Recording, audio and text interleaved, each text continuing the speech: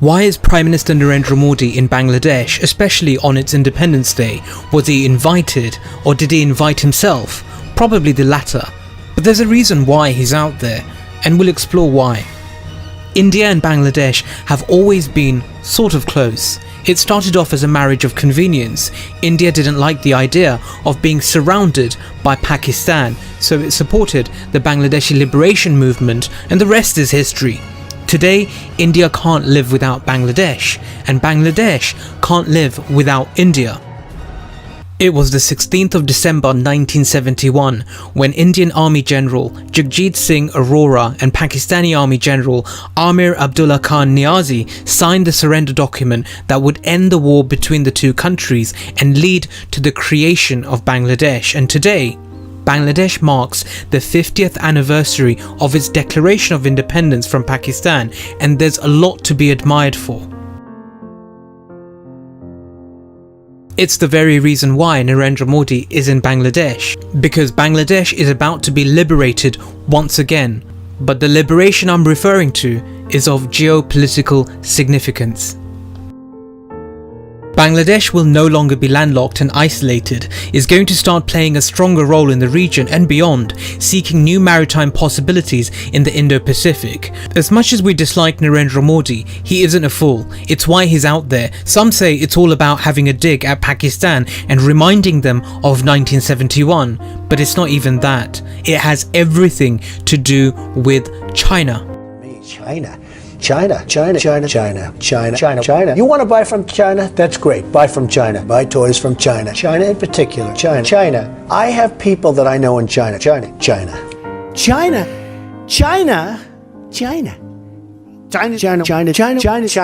I've been saying China. China.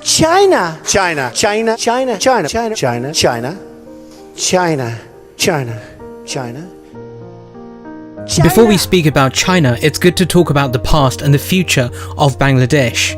Bangladesh stepped out into the world in 1971 amid a bloody independence war with Pakistan. Few in the world gave it a chance to survive, let alone thrive. Most commentators said it would become a failed state and probably integrate with India at some point. But that didn't happen. Whenever I hear about Bangladesh, it reminds me of George Harrison's song, Bangladesh. And no, I'm not showing you my age here. The song came out way before I was born, but the song sticks to my mind because for decades, it was one of the world's most destitute countries. Whenever it was mentioned, one would instantly think about famine, deprivation, and disease. But sustained high growth rates in the last few years have accelerated Bangladesh's economic development. The country is on a firm trajectory to graduate out of the category of least developed countries by 2026 and is likely to jump into the 25 largest economies by 2030. Various international development institutions have praised Bangladesh's success in reducing poverty, improving life expectancy, enhancing literacy rates, and empowering women. When one thinks about South Asian geopolitics, the focus is always on India and Pakistan. It's always about Kashmir, nuclear weapons, terrorism, and Afghanistan. It pretty much takes away all the attention from the rest of the region. The region is big, but all this is about to change as we begin a new chapter and a step into the new world. Bangladesh's geopolitical significance is not least a function of its size. Yes, it's small, but they say size doesn't matter. Cuba didn't back down against the United States due to Cuba's size. It's not about the size at all, it's how you use it, and Bangladesh seems to be using it quite well. Bangladesh's geographic proximity to Nepal and Bhutan in the north, China in the northeast, and Burma in the southeast makes it an attractive partner to all of them. For India, Bangladesh has in recent years emerged as the most important neighbour in the subcontinent, and the Indians are forever strengthening strategic, political and economic ties. Beyond the South Asian region, Bangladesh is also a major contributor of forces for international peacekeeping. Bangladesh has become an exporting nation, mainly on the back of its textile industry, which generates $30 billion in exports, and this happened in 2019. The country is the second largest manufacturer of ready-made apparel after China and exports to more than 150 countries. Pakistan was created in the name of religion. Unfortunately, religion couldn't peacefully unify the nation. The distance was too vast, with West Pakistan on one side and East Pakistan on the other.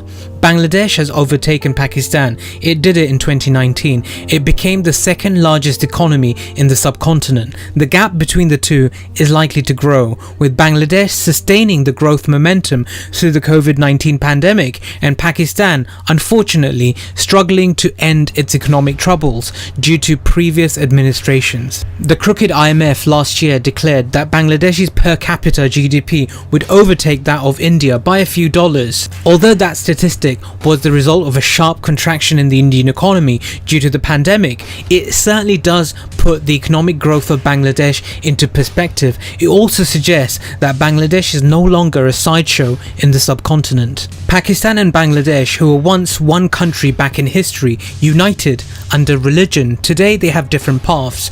Pakistan tends to imagine its unique location in geopolitical terms. Bangladesh, in contrast, has focused on leveraging its geography for economic growth. Bangladesh has a secret relationship with China too, and has bought Chinese submarines and frigates. India would like to lessen Bangladesh's reliance on Chinese military equipment, so Narendra Modi has swanned off to Dhaka to try and do just that. Modi can't match the scale of Chinese economic investments, but he's trying to raise the level of commercial engagement with Bangladesh. Among the Quad members, Japan is also eager to develop infrastructure in Bangladesh too, and Australia will follow soon with granting student visas and work permits. The United States used to neglect Bangladesh. However, last year, US official Deputy Secretary of State Stephen Biegun declared that Washington sees Bangladesh as a key partner in the Indo-Pacific region. With sleepy Joe Biden now promising extreme competition with China, it's possible to imagine the Quad nations, Australia, India, Japan and the United States would intensify their separate and collective efforts to woo Bangladesh. It's all about China, folks. Bangladesh knows that stronger reliance with the United States and Japan would reduce excessive reliance on either India or China and widen its choices. Unlike many other countries in Asia, Bangladesh didn't embrace China's Belt and Road Initiative, but sought to engage multiple partners. As Bangladesh hasn't chosen sides between the United States and China, it now has the opportunity in the maritime rivalry between China and the Quad.